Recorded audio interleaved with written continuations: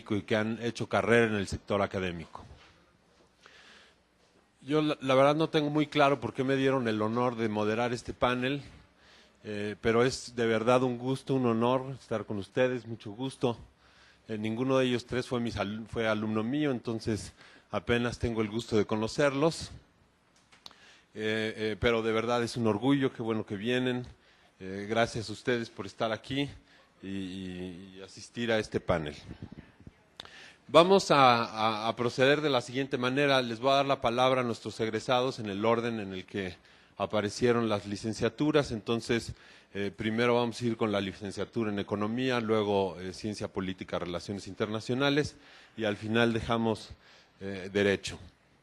Cada quien bueno, va a platicar su experiencia en unos 15, 20 minutos y esperamos que pues, todos saquen provecho de esto y se les antoje seguir los pasos exitosos de estos tres egresados.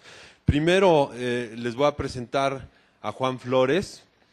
Él es egresado de la licenciatura en Economía, salió en 1998, ahora es doctor en Economía por el Instituto de Estudios Políticos en París y es profesor asociado del Departamento de Economía y del Instituto Paul Bayreuth de Historia Económica en la Universidad de Ginebra.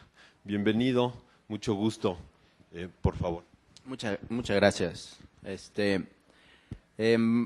Bueno, entonces tal vez empiezo un poquito con mi recorrido académico.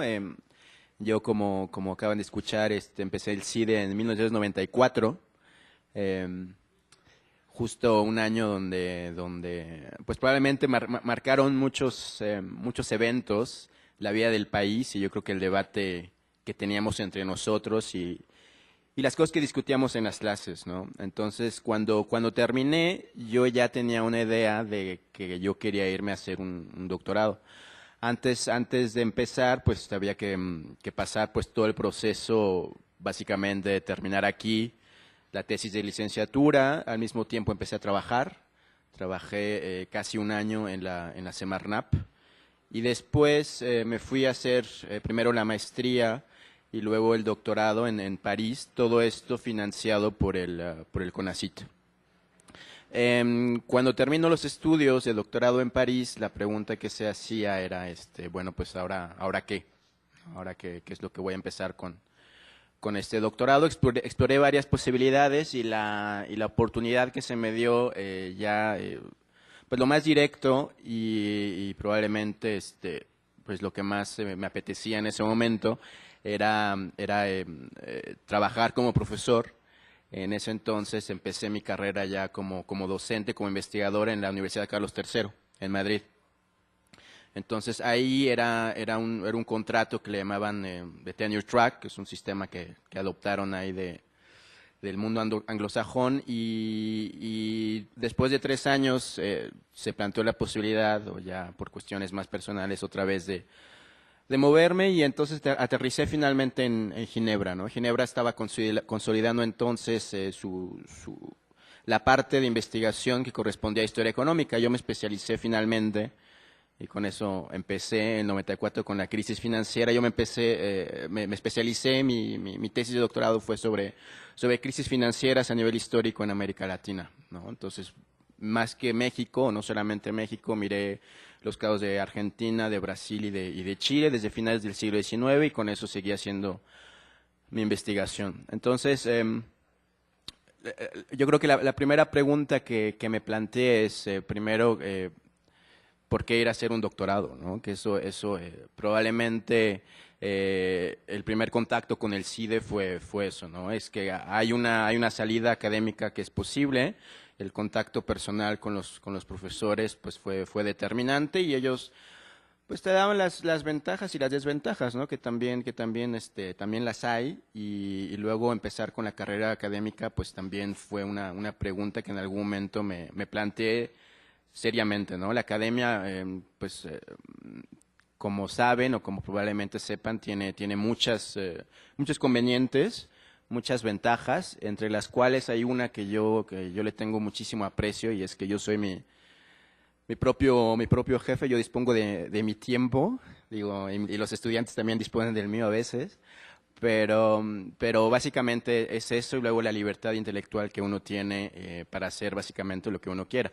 Obviamente ahí, y creo que es la parte más complicada de la carrera académica, es que hay ciertos parámetros que hay que respetar, ¿no? Entonces, en las universidades donde he estado, empezando por el CIDE y después posteriormente en París, luego en Madrid y en Ginebra, siempre hay un parámetro de evaluación que era básicamente no solamente unas buenas evaluaciones en la docencia, sino también el número de publicaciones, ¿no? O sea, no era tanto el hecho de estar siendo visto o participar en escritos en la prensa, sino que realmente lo que se quería, lo que se buscaba era tener publicaciones en revistas internacionales que tuvieran cierto prestigio, y eso, pues, recién salido, recién egresado del doctorado no es nada sencillo.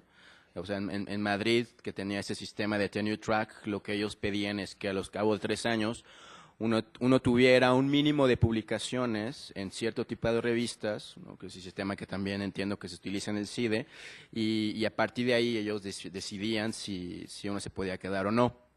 Cuando se plantea la posibilidad de irme a Ginebra, ahí como que yo aceleré el proceso, ¿no? Ya con una oferta de por medio, ahí, bueno, se me ofreció la tenure, pero entonces básicamente las condiciones que ofrecía la Universidad de Ginebra eran pues mejores, ¿no? Y ahora con las condiciones que hay en España, pues no me arrepiento, la verdad. Y luego ya en Suiza era un poco distinto. Ahora yo me especialicé, bueno, hago economía, pero también hago muchas cosas de historia, ¿no? De historia económica. Y ahí ya los parámetros son un poco distintos, ahí ya se consideran también los libros o qué tanto uno entra a otros métodos que son distintos de los que manejamos en economía, ya es más investigación, ir a archivos, estar ahí con papeles viejos. Yo, como les dije, yo empecé con los archivos de los bancos en París, ¿no? Básicamente con Crédit Lyonnais, y cómo tomaban decisiones sobre cómo invertir o en dónde invertir en un momento en que empezaba la globalización financiera, ¿no? Entonces, yo me empecé a meter de cómo los inversionistas evaluaban el riesgo económico, político, que hubiera en México, para todos aquellos que quisieran comprar bonos del gobierno mexicano, para todos aquellos que quisieran, todos los inversionistas que tuvieran capital y que querrían hacer negocios con América Latina, ¿no? Entonces, eso en el siglo XIX, ahí en París tenían muchos archivos que no se habían abierto, y era entonces yo empecé los estudios de doctorado por ahí del 99, 2000, y era justo cuando acaba de pasar la crisis asiática, todavía se llegaba a hablar del efecto tequila, y entonces era como un contraste entre los métodos de historia, las preguntas de historiador, y los métodos y las preguntas que se hacía uno en el debate pues académico y también más público en economía, ¿no? Entonces, yo creo que esa apertura disciplinaria, yo creo que se adquiere ya en el CIDE, que en ese entonces había pues el tronco común, ¿no? Desde el inicio, con conciencia política, y yo creo que esa apertura y esa capacidad de analítica, yo creo que eso fue de las cosas que me ayudaron primero en los estudios de maestría y doctorado, y después yo creo que para poder adaptarme un poco y moverme más entre las dos disciplinas, entre economía e historia, ¿no? Entonces, ahora en Ginebra, ya yo llegué ahí en el 2008, ¿no? Justo también otra vez al inicio de la crisis, y ahí básicamente el contrato que tenía era un contrato que ya no era de tenure track, era básicamente un contrato de 6 años, en donde al cabo de 6 años la idea era que uno pudiera constituir un número de publicaciones suficientemente fuerte para poder después apostar por los puestos ya de catedrático, ¿no? Esos ya son los puestos que llaman de profesor ordinario. Entonces yo ya llevaba ahí 4 o 5 años, ahora se acaba de abrir un puesto, ahí mismo en Ginebra, ya como profesor, y bueno, pasé el concurso. Son concursos abiertos, ¿no? O sea, no solamente por estar en la misma universidad uno tiene ventajas. Era un concurso abierto, quiere decir que había candidatos de cualquier parte del mundo, eran buenas condiciones las que ofrecía la universidad, y bueno, así esta vez funcionó, y ahora ya tengo una posición después de cuando terminé el doctorado en 2004, o sea, 9 años después de haber terminado el doctorado, salir un poco de la precariedad que puede llegar a ser la carrera académica y ya tener un puesto estable y en condiciones, ¿no? Entonces, sí, fue la carrera que, como bien dicen, una historia de amor y odio. En el doctorado no mejoró mucho más, ¿no? Y al principio con los sistemas de tenure track seguía sin mejorar, ¿no? Entonces yo creo que probablemente si digo cuál fue la historia de 20 años, desde el 94 hasta ahora, yo creo que fue una historia de nunca parar y probablemente hasta ahora puedo decir que finalmente puedo hacer mi investigación en paz. Bueno, eso es todo.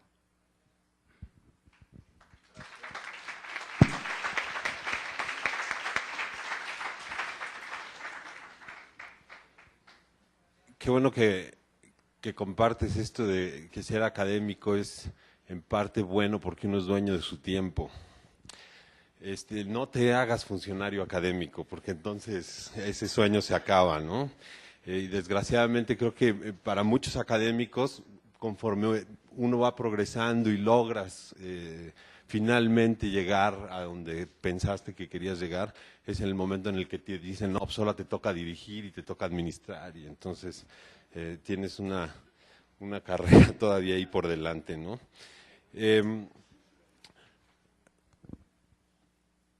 Ahora le voy a dar la palabra a Alejandro Quirós.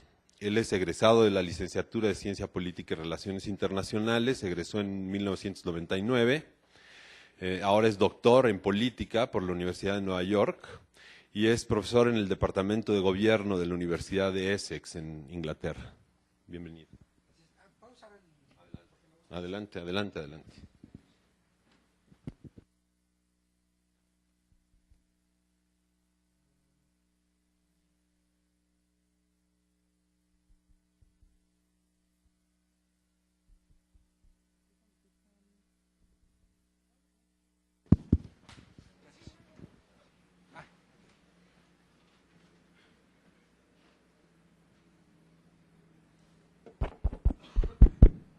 Hola, hola.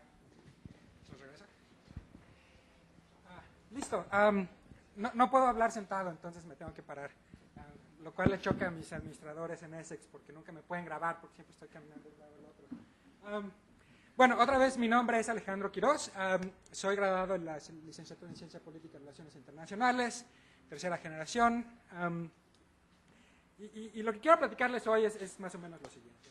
Quiero contarles un poquito lo que hago y como mi background y cómo el CIDE me ayudó a estar donde estoy y un poquito tal vez un par de lecciones para ustedes estudiantes que estén interesados en hacer un doctorado o en hacer una maestría. Entonces, yo la verdad entré al CIDE a hacer economía. Fue cuando teníamos 2 años de tronco común con economía y ciencia política. Y bueno, después de un año de hacer este tronco común dije, economía, qué aburrido, vamos a hacer algo un poquito más interesante, ¿no? Perdón, con todo respeto a mis amigos economistas. ¿No? Así que bueno, creo que lo interesante del CIDE en ese entonces es que podía estudiar ciencia política usando las herramientas de economía, ¿no? Y creo que es una parte como fundamental del CIDE. Así que bueno, me gradué en ciencia política, relaciones internacionales, y bueno, terminé haciendo el doctorado en ciencia política en la Universidad de Nueva York, donde Julio Ríos ya estaba ahí, cosa que fue muy buena porque me enseñó un par de cosas muy importantes de cómo sobrevivir en Nueva York y cómo sobrevivir en ese departamento que es bastante especial. Creo que hay otra estudiante del CIDE en NYU que se llama Jenny Guardado, que está creo que en su tercer o cuarto año, que le está yendo muy bien en NYU. Entonces, somos varios agentes del CIDE que estamos en NYU, que nos ha ido muy bien. Así que, bueno, mi trabajo en NYU es en metodología y en economía política. En la parte como metodología hago econometría, ecuaciones simultáneas, y en la parte de política, de economía política, me dedico a cuestiones de sobrevivencia política y de, digamos, las consecuencias políticas de desastres naturales, ¿no? Entre otras cosas. Terminé mi doctorado, me tomó, ¿qué serán? Entre 2004, me tomó como 6 años terminar el doctorado.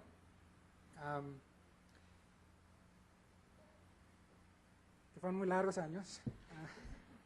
pero muy entretenidos. Viví en Nueva York, es muy entretenido. Y bueno, estuve trabajando para NYU un año en un puesto que es un puesto de profesor asistente, pero no de tenure track, ¿no?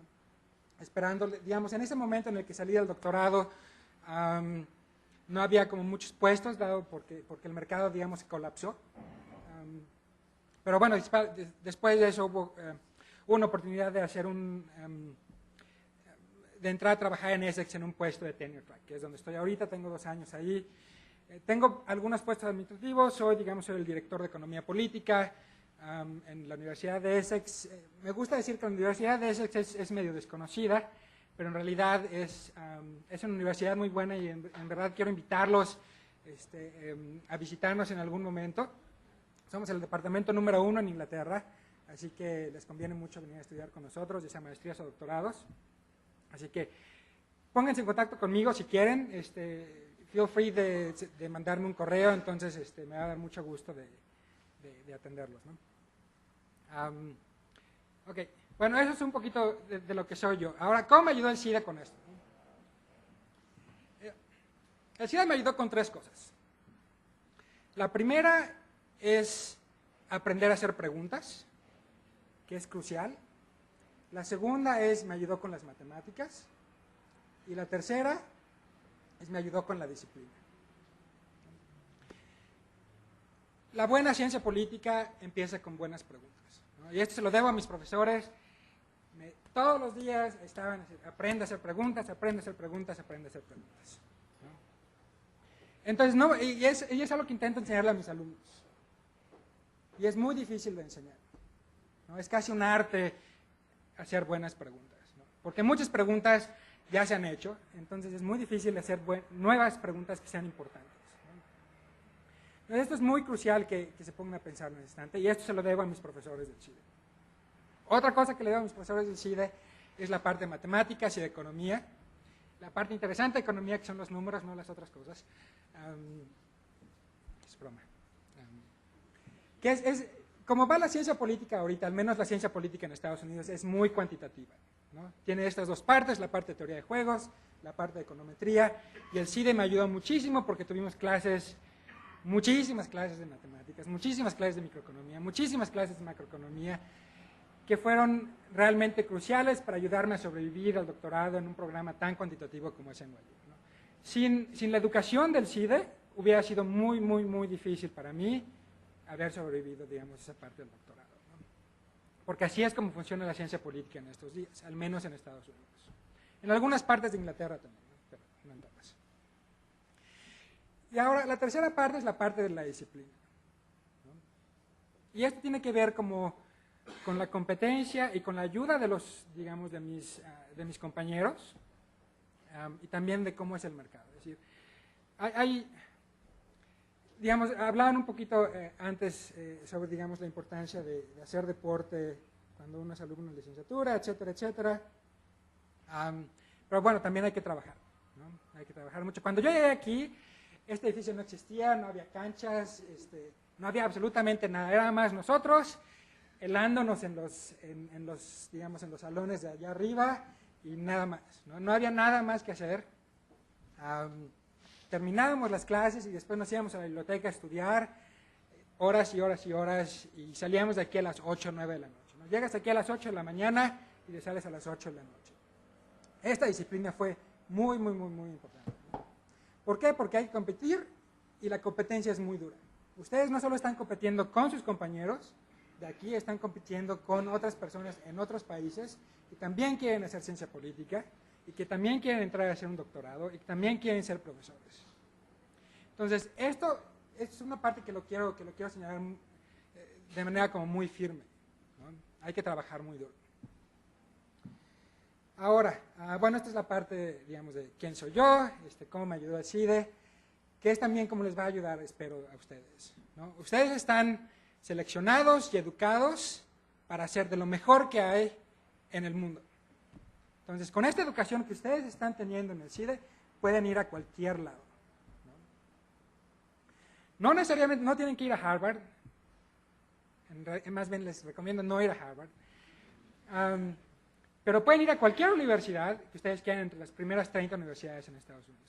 Conozco bien Estados Unidos, no conozco tanto otros lugares, bueno, más o menos Inglaterra, entonces pueden ir a cualquier lugar donde ustedes quieran con esta educación que ustedes tienen, ¿no? Y se van a encontrar mucha gente como ustedes, de otros lados. Pero están bien posicionados para llegar a cualquier programa de doctorado que ustedes quieran. Ahora, un poquito sobre la profesión y un poquito, unas lecciones que les quiero dar. Que tiene que ver como con mi experiencia como, no solo como profesor investigador, sino como digamos, director de tesis de doctorales, o de tesis de maestría, o de tesis de licenciatura, porque tengo de tres tipos de alumnos. Okay. Lo primero es la parte cuantitativa. A mucha gente no le va a gustar, pero bueno, así es como funciona, al menos en Estados Unidos y al menos en ciertas partes en Inglaterra. Es decir, ustedes se tienen que hacer la pregunta y bueno, después viene la parte de cómo contestar esa pregunta, ¿no? Entonces, aquí es donde los métodos son como cruciales, ¿no? Son inútiles sin la pregunta relevante, ¿no? Los métodos no importan. Cualquier cosa, una ecuación, un juego, un modelo, se lo dan un matemático, se lo dan un economista y ellos lo van a hacer así de rápido, ¿no? Los métodos son inútiles sin la pregunta. ¿Ok? Entonces, esto es muy importante. La segunda es que parece ser que el campo se va moviendo a una parte donde hay mucha cooperación, ¿no? Si ustedes se ponen a ver los artículos que hay en los journals importantes o no importantes, son muy pocos los artículos que tienen un solo autor, ¿no? La mayoría de los artículos tienen 2, 3, 4 o 5 autores. Que es como, se van un poquito como las ciencias duras. Entonces, creo que es importante que empiecen como a colaborar con sus compañeros y a colaborar con sus profesores, no solo aquí en el CIDE, sino cuando van allá a hacer un doctorado, en fin, ¿no? Entonces, creo que es importante que piensen en cómo se hace esta colaboración, que a veces no solo es con sus compañeros en la misma universidad, pero en otras universidades, ¿no? Entonces, creo que esta es una de las tendencias, digamos, del campo que son como muy interesantes. Creo que no me acuerdo de haber visto esto hace 10 años o hace 15 años cuando era el alumno de licenciatura, pero ahora parece ser el caso, ¿no? Así que, bueno, sí, me gustaría, digamos, como señalar esto. Y lo segundo, que va a ser medio, espero que no sea como controversial, es con los temas de estudio como estudiantes mexicanos, ¿no? Con disculpas para muchos de mis profesores que quiero mucho, creo que es importante que ustedes entiendan que están estudiando ciencia política, ¿no? Y que es una cosa muy general. Entiendo perfectamente bien que ustedes estén interesados en México, que estén interesados en América Latina, pero hay muchas otras cosas y muchas otras preguntas mucho más generales que quiero invitarlos a que se pongan a pensar en esas, ¿no? Lo que es típico, que nunca me ha gustado en estos muchos años es, estudiante mexicano está estudiando México. No tiene que ser el caso. Es válido, pero no tiene que ser el caso. Estudiante mexicano está estudiando América Latina. Es válido, pero no tiene que ser el caso. ¿Sí? De verdad, hay muchas preguntas muy generales que son muy importantes y que tienen que ser contestadas. Y quiero invitarlos a que se pongan a pensar en esas preguntas, ¿no? Si la evidencia viene de México, si la evidencia viene de América Latina, si la evidencia viene de Camboya, si la evidencia viene de Tailandia o de Japón, no importa. Lo importante es la pregunta. ¿Okay? Y bueno, con esto quiero terminar. Y si tienen preguntas después, aquí lo voy a dejar. ¿Okay? Gracias.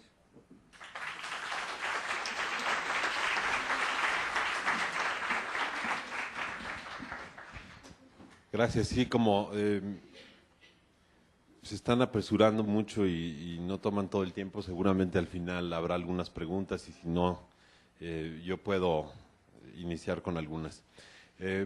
Finalmente tenemos de estos 3 egresados a la más reciente, de la licenciatura en Derecho, Ana Cárdenas. Ella salió en el 2005 de aquí del CIDE. Hizo su maestría en la London School of Economics and Political Science en Política y Justicia Penal y ahora es candidata a doctora en Derecho por la Universidad de King's College, ahí en Londres. Bienvenida. Adelante.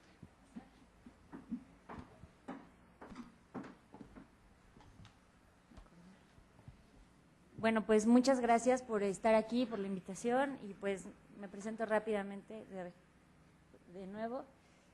Yo soy egresada de Derecho de la primera generación, y lo que me gustaría platicarles y compartirles hoy es básicamente qué fue lo que me guió a poder introducirme al mundo académico, ¿no?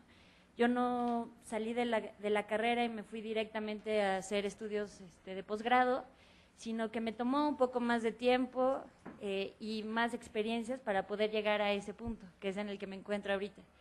Entonces, a diferencia de mis compañeros, colegas del panel, yo me encuentro en formación académica, ¿no?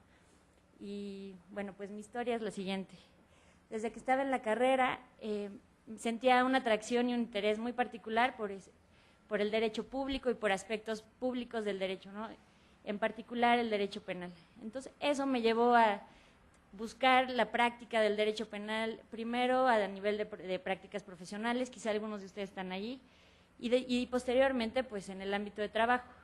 Mi primer contacto con la práctica del derecho penal fue quizá un poco extremo, fue una organización de derechos humanos que veíamos casos paradigmáticos, en donde estos casos se distinguen porque todo falla, ¿no? Todo el sistema de justicia penal le dio la espalda a una víctima o le dio la espalda a una persona procesada, en fin. Y llevábamos asuntos pues verdaderamente extremos, en donde básicamente eran temas como chicas desaparecidas en Ciudad Juárez o una persona ejecutada extrajudicialmente en Oaxaca, en fin. Entonces, esta organización se dedicaba al litigio, pero a otras cosas también, al litigio ante la Comisión Interamericana, pero también un poco más al litigio mediático, en fin. Y después de haber pasado ahí algunos meses, pensé que lo que necesitaba era tener contacto con una práctica pues mucho más ordinaria, ¿no? Menos de verdad extrema. Entonces pasé por un despacho privado, no me gustó para nada la práctica privada, y lo que encontré es que lo que quería conocer era cuál era la postura y la visión de las personas que tienen que fungir como árbitros y no como representar al interés de alguna de las partes. Entonces eso me llevó al reclusorio sur, no adentro, ¿no? Sino algún juzgado. Trabajé en un juzgado penal, un juzgado es de primera instancia, entonces eso implica estar en la trinchera de las controversias penales desde que inician, ¿no? Es decir, escuchar a los policías presentar sus declaraciones, verlos en el pasillo cómo se ponen de acuerdo un poco, ver a los procesados detrás de la rejilla de prácticas que están enfrentando una acusación supuestamente por un tema de mucha peligrosidad, pero verlos atrás de una rejilla, pues tienen una cara distinta, ¿no? Un tono distinto, en fin. Y naturalmente también conocer pues la operación diaria de un juzgado, ¿no? Entender a qué se refieren cuando la gente habla de excesos de trabajo, ¿no? O de plazos. Un juzgado de primera instancia está sujeto a plazos fatales, ¿no? Por ejemplo, cuando el MP lleva un asunto que con una persona detenida tiene 72 horas para estudiar el asunto, no más, ¿no? En fin, ¿esto qué significaba? Pues significaba que todos estos factores inciden en el trabajo del juzgado. Y mi estancia en el juzgado no duró tanto tiempo, y las razones que me orillaron a dejar el juzgado pues fueron muy particulares. En principio, las reglas que teníamos que aplicar y que no nos daban margen de maniobra, pues me hacían sentir a veces un poco incómodas, me daban la sensación de que generaban resultados que en mi visión particular eran resultados injustos o poco solucionadores de problemas. Otra razón por la cual decidí alejarme, digamos, o separarme del juzgado era que yo veía que había un problema más de fondo y el asunto penal le enmarcaba solamente un ángulo y el juzgado no podía, digamos, afrontar y responder a ese problema. Un ejemplo super X fue, bueno, no X, pero un ejemplo fue el caso de un chavo de 19 años, llega al juzgado por posesión simple de marihuana y pues como es primo delincuente y no es peligroso, en fin, sale con beneficios, no pisa la cárcel, pero era casi obvio que iba a regresar al juzgado por algún otro delito. Su contexto era vivir en una camioneta, estacionada en una avenida, ¿no? No tenía ningún tipo de red de apoyo que lo pudiera de alguna forma como sacar de ese ciclo, en fin. Y evidentemente, meses después llegó de regreso y ya no pudo disfrutar de los beneficios de un primo delincuente, entonces tuvo que permanecer en prisión, ¿no? X. Y yo decía, bueno, ¿y el juzgado qué hacemos, no? ¿Qué hacemos ante digamos, esta predestinación de esta persona? Bueno, pues nada, el juzgado no tiene nada que hacer ahí, ya digamos, está fuera de la competencia y también de las facultades de este juzgado. Bien, entonces, este tipo de inquietudes me llevaron a elegir la maestría que mencionaba Luis en LSI, que era estudiar temas penales, pero con una visión un poco más amplia, ya no en aplicación del derecho, sino fenómenos relacionados con la delincuencia. Por ejemplo, el temor al delito, o las víctimas, o también qué enfrentan los operadores de un sistema de justicia, llámese policías, jueces, etcétera. Entonces, al regresar a México, busqué un espacio en donde pudiera poner en práctica estos conocimientos y medianamente lo logré, pero me empecé a topar con la necesidad de tener mayores herramientas de metodología. Básicamente estaba en un espacio de trabajo en una fiscalía especializada donde queríamos proponer proyectos de investigación que plantearan preguntas, justo lo que mencionaban, y yo me sentía un poco carente de estas herramientas para plantear debidamente las preguntas y sobre todo plantear cómo íbamos a responder esas preguntas, el tema de los métodos, ¿no? Y bueno, digamos, esta inquietud y esta insatisfacción ante, digamos, la precariedad de herramientas me llevó a insertarme a un equipo de investigación en otro contexto, en el contexto electoral, pero en donde pude empezar a desenvolver aptitudes de investigación. Aquí fue donde realmente me empecé a desenvolver como miembro de un gremio de investigación y a disfrutar un poco de asumir una postura de observador crítico de los operadores, ya no de estar del lado del escritorio del que aplica el derecho, de que el que tiene que resolver el problema en un plazo, etcétera, sino más bien analizar qué están logrando, ¿no?, con esas decisiones, con esos actos, en fin. Y fue ahí que dije, bueno, pues yo necesito mayores herramientas y creo que el espacio es el doctorado. Y fue entonces que me empecé a reencontrar con los temas penales y para mí el doctorado fue una oportunidad bien padre de decir qué problema me interesa analizar por 3, 5 años, ¿no? Cómo me gustaría analizarlo, qué postura me interesa asumir al investigar, ¿no?, este problema. Y el problema que a mí más me interesaba en ese momento y que me sigue interesando era pues tratar de explorar qué efectos estaba teniendo en las personas la política de militarizar la seguridad pública, básicamente de que los militares fueran los que patrullaran las calles, ¿no?, y también en el contexto de un mayor sentimiento de inseguridad. Entonces yo decía, bueno, todo este contexto, ¿qué efecto está teniendo en las personas? Y sobre todo, ¿qué efecto está teniendo en las personas que tienen que juzgar a otras personas, ¿no?, es decir, en los jueces? Entonces, durante el primer año y pico del doctorado, pues empecé a desarrollar el proyecto de investigación, asumí la postura de ver el derecho como una construcción social, no como un objeto ideal que no carece de valoración, ¿no?, digamos, de juicios de valor, sino más bien que es una construcción en la que todo incide, el contexto, los actores que lo forjan, los actores que lo aplican. Y con base en esta premisa dije, bueno, pues ahora sí me gustaría plantear una investigación que busque conocer la visión y la experiencia de los jueces penales en México, dado el contexto que se está viviendo. Entonces, ese fue, digamos, la guía que seguí el último año para recolectar información. Esta recolección es cualitativa, no cuantitativa, ¿no?, en donde es a base de entrevistas con estos juzgadores y también defensores públicos y otros operadores, conocer su experiencia, su visión sobre aspectos específicos del debido proceso, del castigo, pero también este acercamiento me ha permitido allegarme a otro tipo de datos que tienen que ver con su contexto y su entorno, que tienen que ver con el entramado institucional en el que se encuentran, que ejerce presión y que al final incide de alguna manera en cómo resuelven los asuntos. Este entorno pueden ser presiones internas de la institución, pueden ser también presiones externas, como por ejemplo, qué tipo de efecto estaba teniendo que el presidente saliera a decir que los jueces no estaban haciendo su trabajo. Ellos, qué tipo de presión les significaba y cómo eso empezaba a modificar o a no modificar su forma de resolver los asuntos.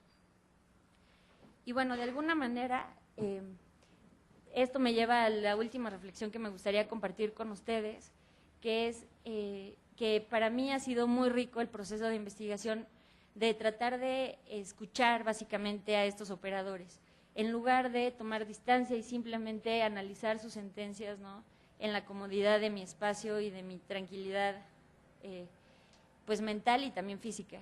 Es decir, conocer el edificio de los juzgados en Monterrey, por ejemplo, y escuchar que pues una mañana encontraron una granada afuera, ¿no?, o que otra mañana un capo llegó a rendir su declaración y que la gente tenía miedo de pues que fuera a ser rescatado o aniquilado, en fin. Digamos, todo este contexto no puede no incidir en mi manera de pensar, en la forma como las personas están llevando a cabo su labor de defensoría pública, su labor también de juez, etcétera. Y, digamos, esta última reflexión que quiero compartir es que para mi gusto, los que hacemos investigación necesitamos de alguna forma empatizar o escuchar, ¿no?, sensibilizarnos con el contexto en el que trabajan estos operadores para llegar a conclusiones mucho más pertinentes, mucho más completas, yo pienso, ¿no?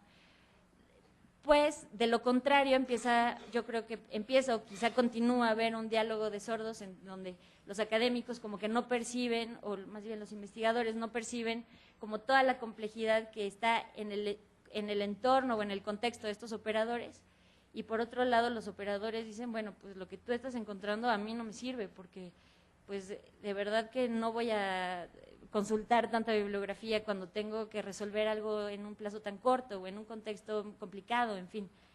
Y bueno, creo que la investigación enfrenta un reto mayúsculo para poder contribuir de manera útil y de verdad pertinente a pues una mejora, en mi caso, ¿no?, en mi ámbito de estudio en la impartición de justicia, pero creo que en general en los problemas sociales que nos interesa investigar. Y bueno, pues esa es mi historia. Gracias.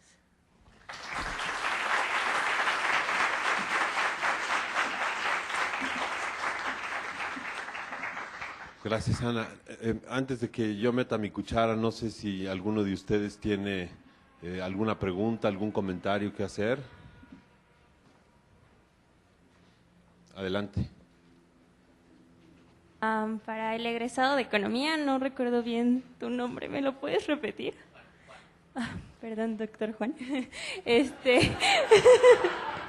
Bueno, yo más que nada quiero preguntarle cuáles fueron además de la visión multidisciplinaria que mencionó del CIDE que le daba como herramienta, ¿qué otras herramientas el CIDE le dio y piensa que en su vida profesional le han servido y han dado muchos frutos?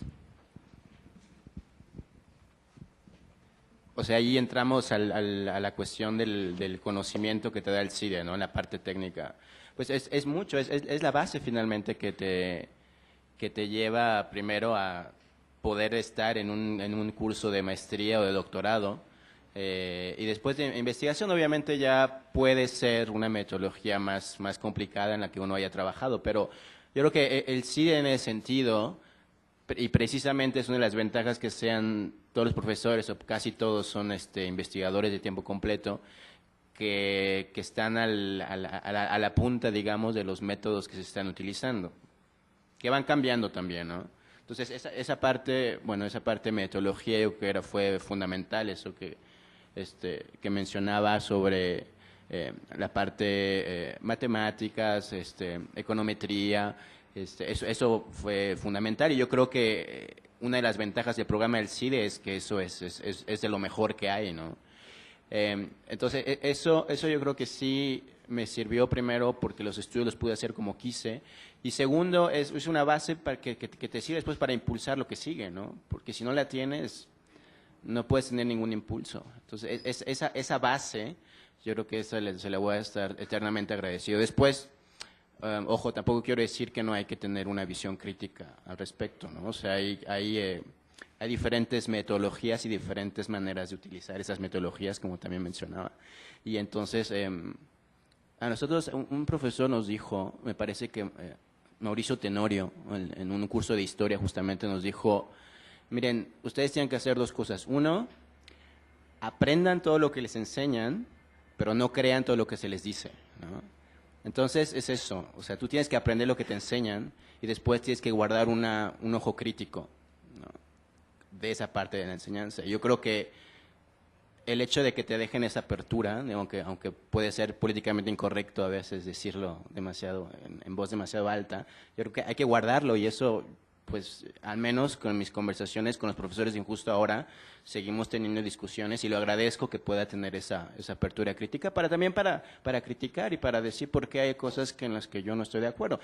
El caso de historia económica se ve clarísimo. En historia económica hay dos corrientes muy separadas. Una parte muy cliométrica, que básicamente se basa en un método muy sofisticado, que es básicamente, bueno, lo mismo que se utiliza en economía, y otra parte donde es más cualitativo, ¿no? Y son dos ramas de la historia económica que ahorita se enfrentan, y hay una clara división entre las dos, ¿no? Y supongo que también es como otros en ciencia política lo mismo, y mismo en economía, ¿no? Y es esa división, y el hecho de que tú puedas tal vez saltar de uno a otro, ¿no? Esa parte yo creo que esa te la da el CIDE, o al menos esa capacidad de discernir, y yo creo que eso es fundamental, ¿no?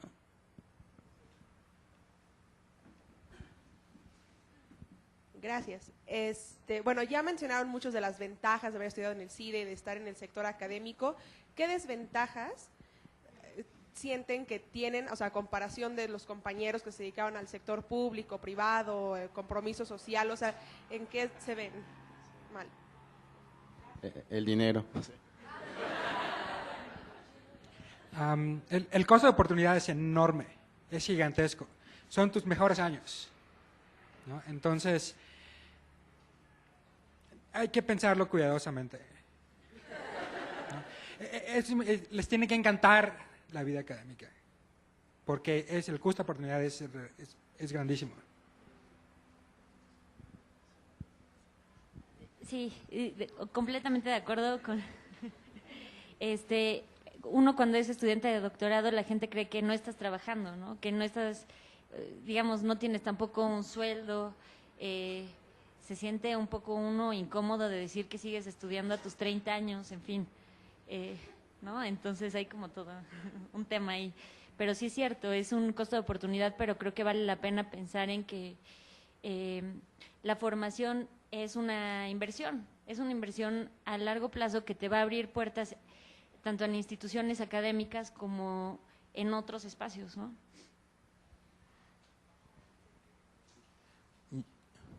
Yo quiero complementar un poco lo que dijo Ana. Yo creo que la carrera académica es una carrera de largo plazo, ¿no?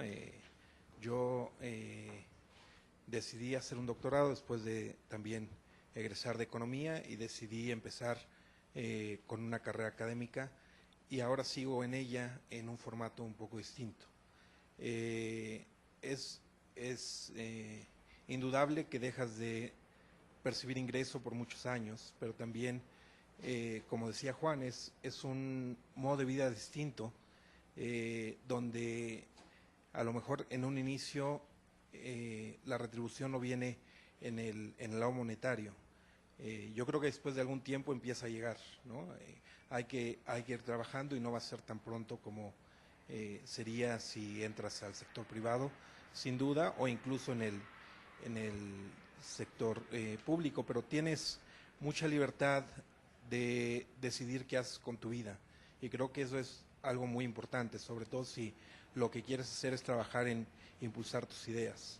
Entonces creo que es sí a veces una apuesta muy arriesgada, porque es muy difícil saber si lo que haces va a tener un impacto, pero si te llama la atención hacer este trabajo de investigación, de tratar de expresar lo que piensas, de encontrar cosas nuevas, cosas en las que a lo mejor nadie nunca ha trabajado, acaba siendo muy reconfortante.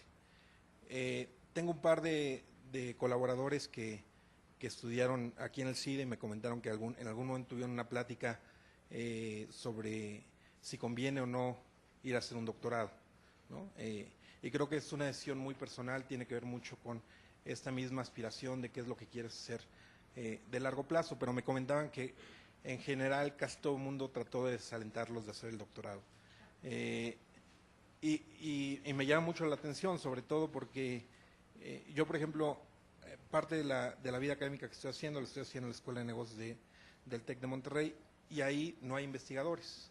Ahí nadie habla de hacer investigación. Aquí yo pensaría que, y al menos así era cuando yo estaba por acá, toda la gente venía de un perfil muy académico, haciendo investigación y sin que fuera muy vocal, era relativamente natural que la inercia iba hacia trabajar en temas de hacer investigación. Entonces, me llamó mucho la atención que trataran de desmotivarlos a seguir estudiando. Y bueno, creo que es una decisión personal, pero creo que a la larga puede tener muchos satisfactores que a lo mejor no se ven. Y yo creo que muchos de los profesores que les dijeron no vayan al doctorado, nunca tuvieron la oportunidad de trabajar con Raúl Feliz, pero yo trabajé con Raúl Feliz cuando terminé aquí la licenciatura y los años del doctorado fueron los mejores años que he tenido en el ámbito profesional, porque estuve haciendo cosas que eran únicamente para mí, ¿no? A lo mejor sector público, sector privado, vas a tener más ingreso, pero vas a estar haciendo cosas generalmente para los fines de otro.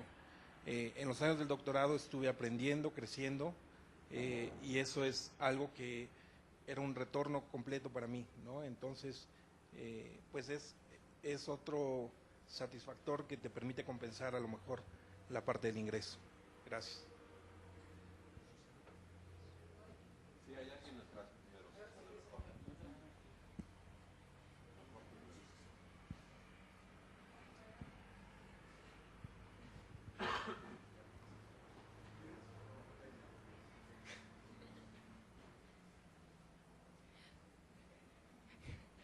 ¿Qué tanto conviene realmente tener un trabajo antes de empezar una carrera académica? Y por trabajo me refiero a un trabajo no académico, que no sea tanto de investigación, enriquece la experiencia académica o en el doctorado, o recomiendan más bien irse directo a estudiar una maestría o un doctorado.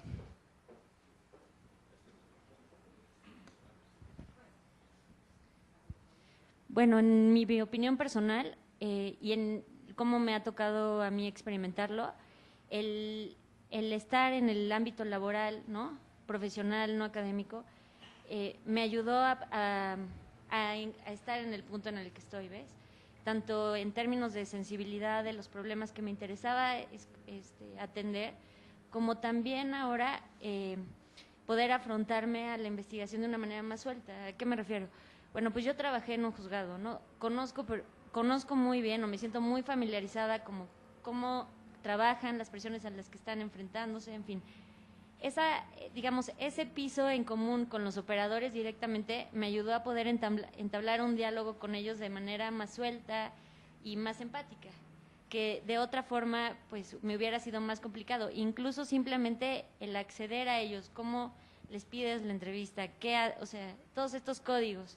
Entonces, en mi experiencia muy personal, pues a mí los lugares en donde tuve oportunidad de trabajar me ayudaron mucho a decidirme por generar un poco de investigación, en fin, ¿no? No sé si ustedes tienen. Yo creo que esa es la pregunta del millón, ¿no? Porque es complicado. Y yo creo que no hay una respuesta absoluta, ¿no? Yo creo que depende básicamente del conjunto de opciones que tienes en ese momento y en qué momento personal estás también para aventarte un doctorado, que es una carrera a largo plazo también, ¿no? O sea, eso es una elección importante y si tú no estás segura o que tienes inquietudes por hacer otras cosas, mejor aprovecharlas, ¿no? O sea, yo en mi caso, pues yo trabajé muy poco tiempo antes de seguir mi carrera académica y ahora mismo creo que hice todo demasiado rápido, probablemente hubiera preferido trabajar antes, pero obviamente eso es un contrafactual, imposible de demostrar, no lo sé, ¿no? Yo ahora mismo estoy contento, pero sí, repito, sí me quedó esa espinita de haber hecho algo así que realmente valga la pena y te va haciendo crecer, ¿no? O sea, en el caso de Beto, o sea, el doctorado fue lo que le ayudó y en ese momento yo creo que habrá sido lo mejor, ¿no? Y en otros casos no, ¿no? O sea, yo sí siento que mi primer año haciendo la maestría, yo creo que probablemente debía haber pasado más tiempo trabajando. Ahora, habiendo estado un año en el sector público, me bastó para saber que eso no era lo que quería, así que con eso fue suficiente. Okay, yo voy a decir exactamente lo contrario. Vamos a suponer que quieres hacer un doctorado, ¿no? Que sabes que quieres hacer un doctorado. Si es el tipo de persona que no sé si quiero hacer un doctorado, no sé si quiero hacer solo una maestría o dedicarme a tocar música, en fin, suponemos que quieres hacer un doctorado. Si es el caso, es cero importante tener experiencia laboral.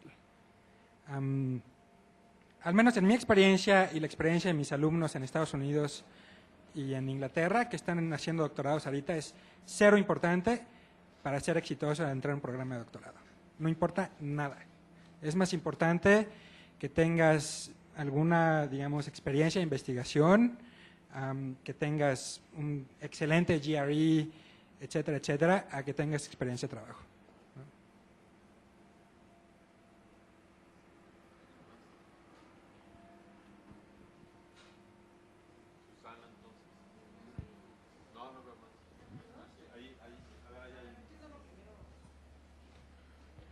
Bueno, yo soy Fernanda Gómez, porque por aquí pidieron que nos presentáramos, egresada de CPRI.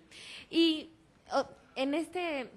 de lo que han dicho y han señalado ventajas del CIDE, hay muchísimas, digamos, ventajas que veo en el CIDE frente a irte a hacer un posgrado en el exterior, en contraste con otras universidades o otras instituciones aquí en México.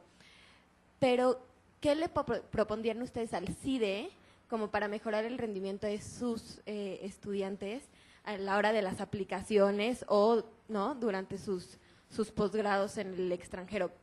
Digamos, siempre nos falta algo y nuestro sistema educativo, ¿no? Tal vez no en el CIDE, pero desde antes, pues tiene muchas limitantes frente a otros sistemas educativos y a la hora de irte a hacer un posgrado, estás compitiendo contra el mundo, o sea, contra estudiantes de todos lados. Entonces, ¿qué propondrían para que el CIDE tuviera aún mejor desempeño cuando envía a sus estudiantes a un posgrado? Ok, digamos, la ciencia política que yo hago digamos, se conforma como es el mainstream, ¿no? Entonces, para mí, mientras más matemáticas, mejor, ¿no?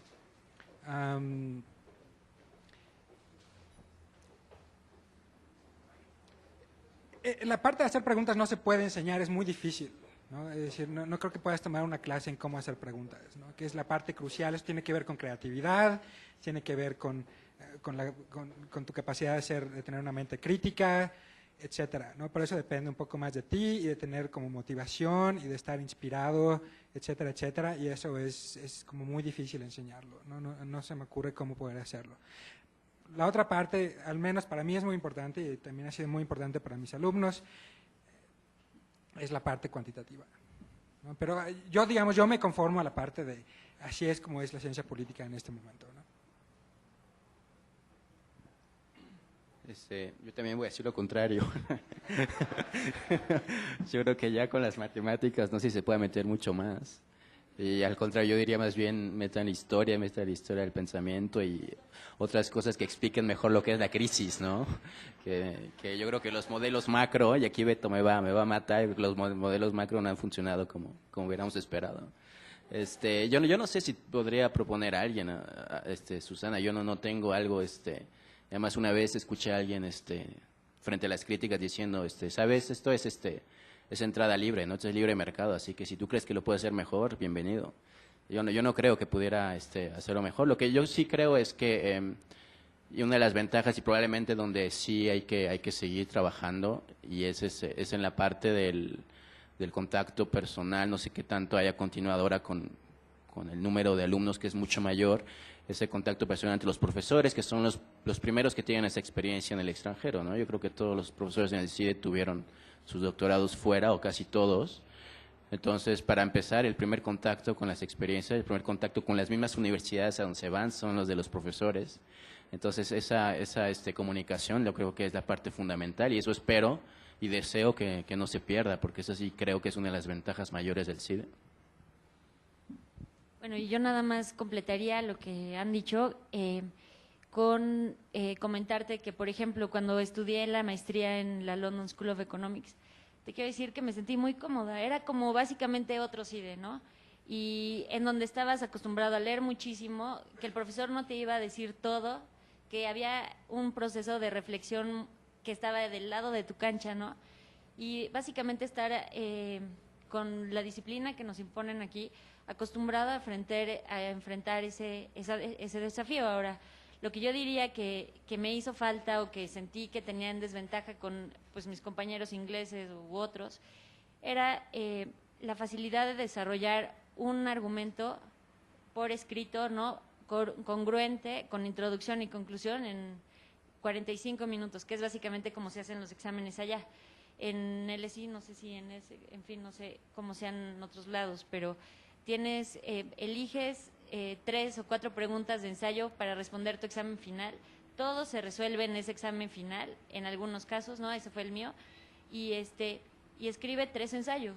Y escribe 3 ensayos que contengan el conocimiento que adquiriste respecto a ese tema, pero también tu postura respecto de ese tema, de esos conocimientos. Entonces yo sí, o sea, si hubiera ahí una ventana de oportunidad, diría, escriban mucho y además acostúmbrense a que alguien los va a estar leyendo, no como muchos jueces que no saben que que no están esperando que sean leídos, en fin. O sea, es una escritura que tiene un propósito, ¿no? Y además que tiene que ser sintética, concreta, puntual, en fin. Eso es lo que yo diría. Muchas gracias y bueno, muchas gracias a los panelistas, a Ana, a Juan, a Alejandro por compartir sus experiencias. Creo que han dicho cosas bien ciertas, bien importantes, que espero que para todos los que están aquí les sean útiles. Yo creo que ustedes son un ejemplo muy exitoso de los egresados del CIDE. Y nada más haciendo una pequeña reflexión sobre qué podría hacer el CIDE para apoyar más a los estudiantes que salgan y que tienen interés por hacer una maestría o un doctorado, y que es un trabajo de ambas partes, tanto del CIDE como institución como de los alumnos. Creo que la colaboración maestros, alumnos en trabajos de investigación es muy valiosa. Ya sea como asistentes de investigación, ayudando, siendo coautor con alguno de sus maestros. Eso es algo que las universidades valoran mucho a la hora de tomar las decisiones de admisión.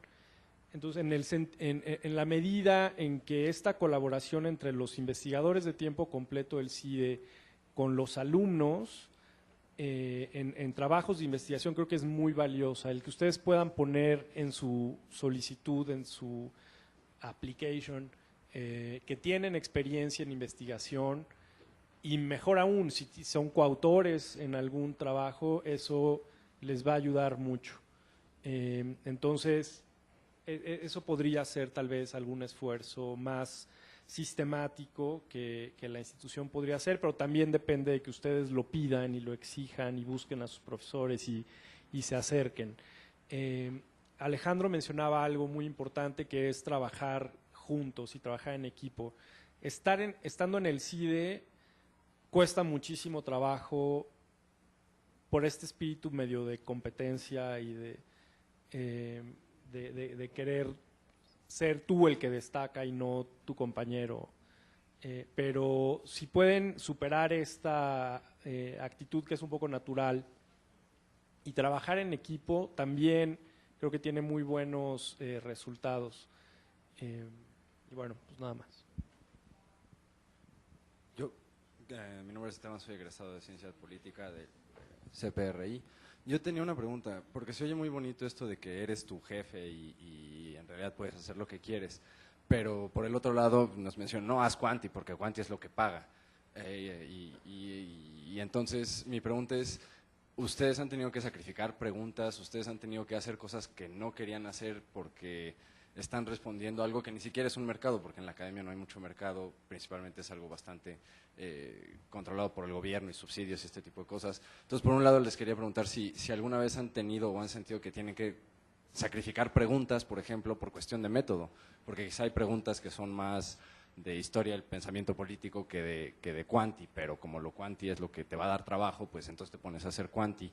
Y quizá eso es o sea, si alguna vez han tenido alguna clase de ese problema interno, y por el otro, si alguien no quisiera vivir o alguien pretendiera mejor vivir del mercado a tener que vivir de subsidios, ¿qué tan difícil es hacer eso desde sus carreras? O bueno, desde la carrera académica, ¿no? Encontrar recursos propios que no vengan de pedir a algún programa o al CONACYT o a la agencia gubernamental que les dé dinero a sus programas, ¿no?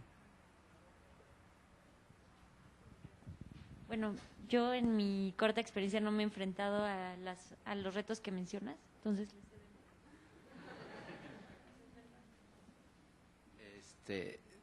Yo todo el tiempo, sí, todo el tiempo. Y tal vez, bueno, regreso a lo mismo, ¿no? El que en economía sí está muy capturada por un tipo de análisis que es muy cuantitativo, ¿no? Y la historia económica para allá va, ¿no? Entonces, el caso de un ejemplo que doy, tristemente, que es que mi Job Market Paper, se supone que era mi paper que me iba a abrir las puertas para luego trabajar en el mundo académico, fue un paper de una historia de un fracaso.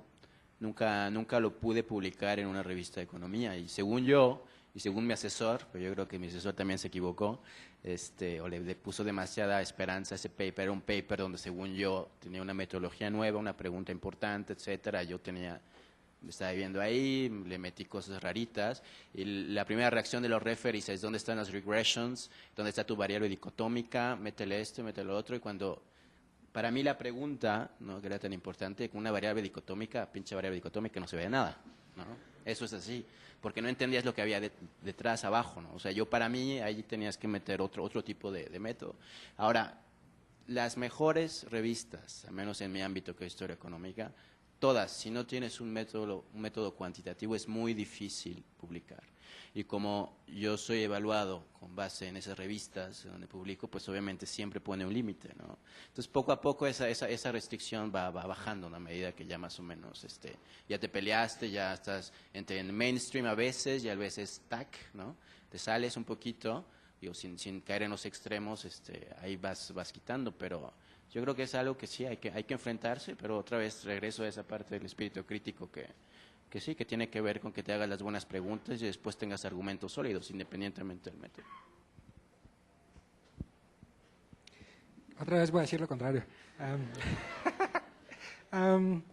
No, jamás en la vida me ha pasado tener que decir no hacer algo porque se tiene que hacer con métodos cuantitativos. Lo que a veces me pasa es que no puedo contestar una pregunta porque no hay datos. Pero jamás he tenido que, digamos, renunciar a una pregunta por alguna cuestión así, ¿no? Es decir, pero yo estoy muy sesgado, es decir, no me creas, es decir, yo me apego a esto como es este asunto, y porque realmente compro el asunto, estamos haciendo ciencia, ¿no? Y ciencia es evidencia y preguntas y una teoría, etcétera, etcétera, etcétera, ¿no? Entonces no me ha pasado. Tu otra pregunta respecto a los fondos, ¿me la puedes repetir otra vez? Porque como que no te entendí. Si estamos condenados a vivir de subsidios académicos. No, para nada. Digamos, en Estados Unidos, depende un poquito, digamos, como mexicano siempre vas a vivir con una visa de trabajo, ¿no? Entonces, todas las visas de trabajo… te estoy contando de Estados Unidos o México porque tengo mucho tiempo, no sé cómo es trabajar en México. Ahorita Entonces, no sé, ¿no? Es decir, te puedo contar cómo es en Estados Unidos o en Inglaterra, ¿no?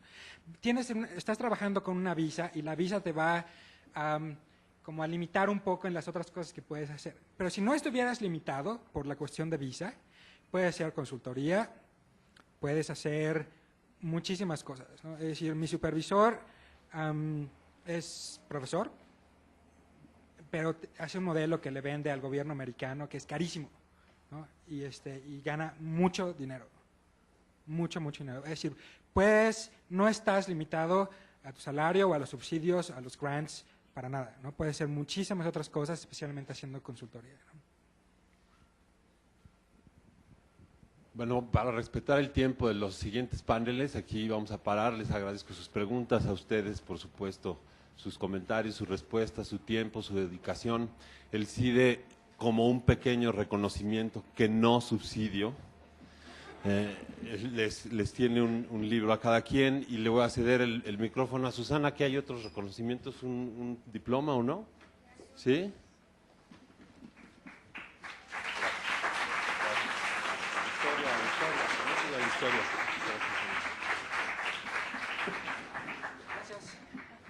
Cuando menos no se pueden quejar de que tuvimos un panel que no fuera plural, muy plural. Muchas gracias. Ahí, sí, Susana.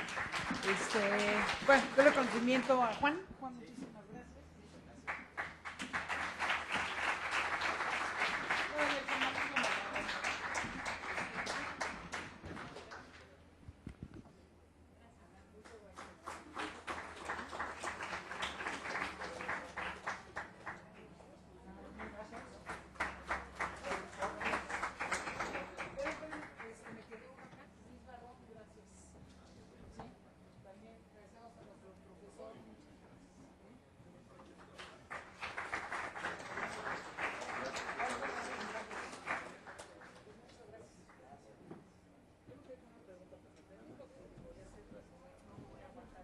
Su trayectoria desde